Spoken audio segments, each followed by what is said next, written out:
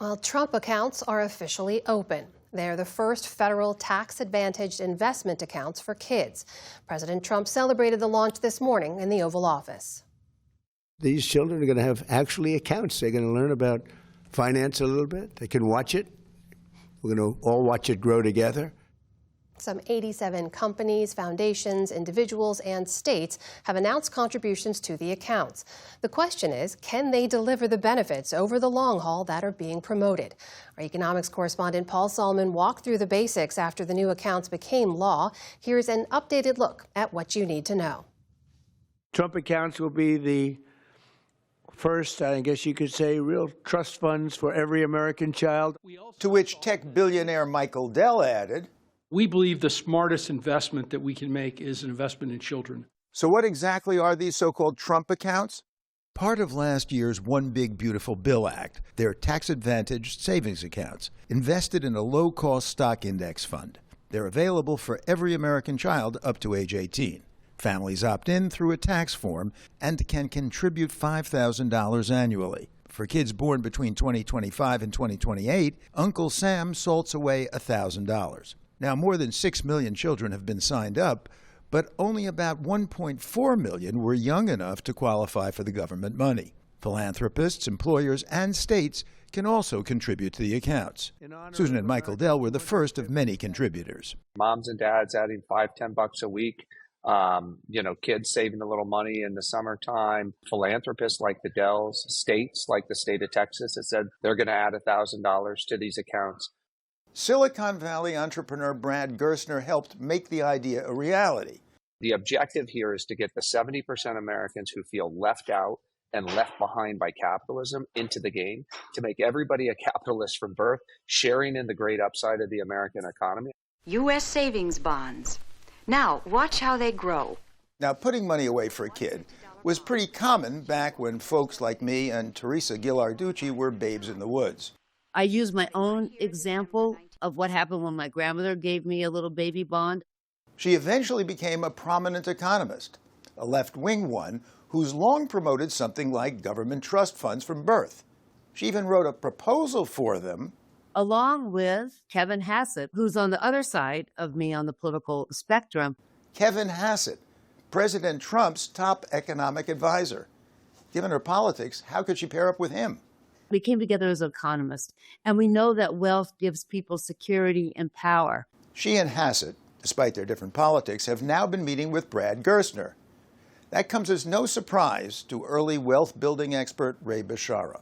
I've been working on this idea for 20 years, and it's been bipartisan over those 20 years. It's important to remember that the bottom half of the population owns only 2.5% of the nation's wealth and only 1% of stocks and bonds. We have a long way to go to build wealth for the bottom half of the population. Trump accounts, designed properly, can do that. Designed properly. But that's only the first problem, says policy expert Amy Matsui. We already have extremely significant wealth gaps by income, by race, by gender. And the way that this policy is structured, it's not going to narrow them. It has the potential to widen them. How so?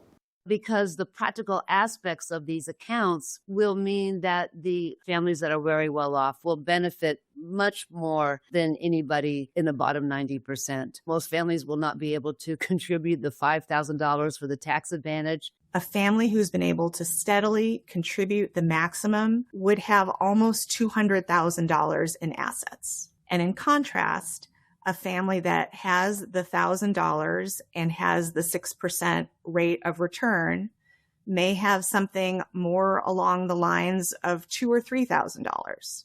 But Teresa Gillarducci remains hopeful.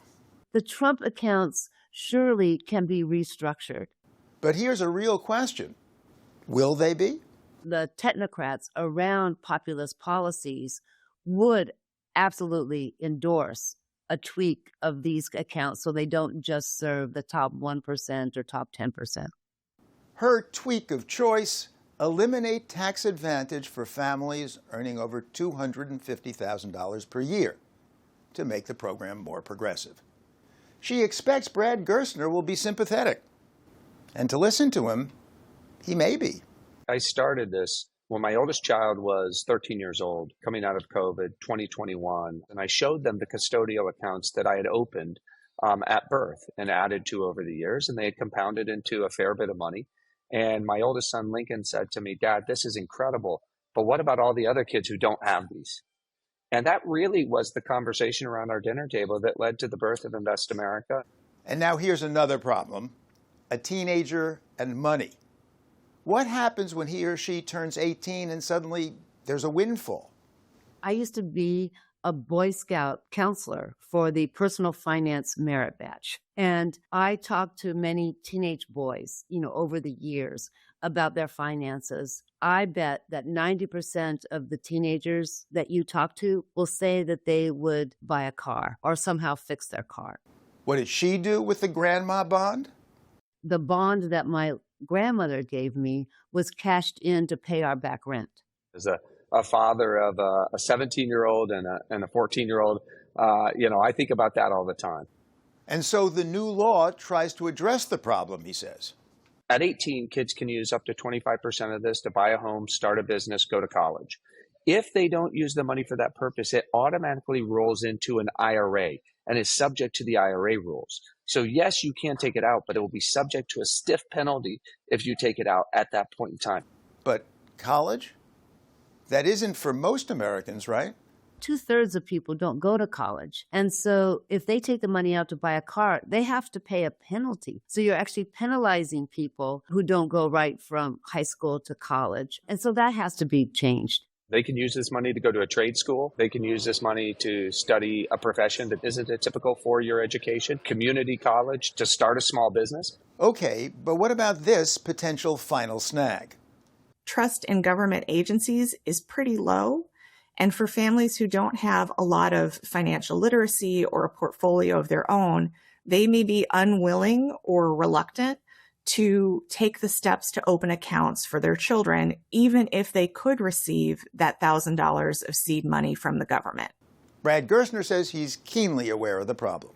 Failure for me would be if we had a bunch of accounts that were not claimed by the bottom third of the economic ladder. We have to make sure that we make it seamless for these people to know about the accounts, to get excited about the accounts, and to claim the accounts. So what's the bottom line right now? Pitfalls galore. But these accounts are, says longtime proponent Ray Bashara, the down payment on a big idea that can and should be improved over time. And it's important to look at history here. The Social Security, one of our most successful social policies, started out largely excluding women and minorities, but today it's one of the most inclusive, successful programs that we have.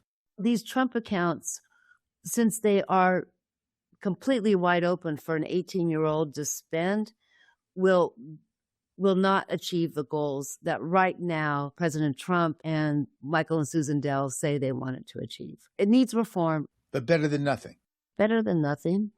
And if reforms do happen in myriad ways, and if money pours in from myriad sources, potentially much better. For the PBS News Hour, Paul Solman.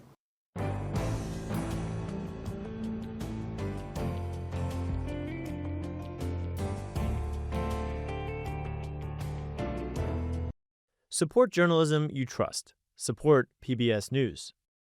Donate now, or even better, start a monthly contribution today.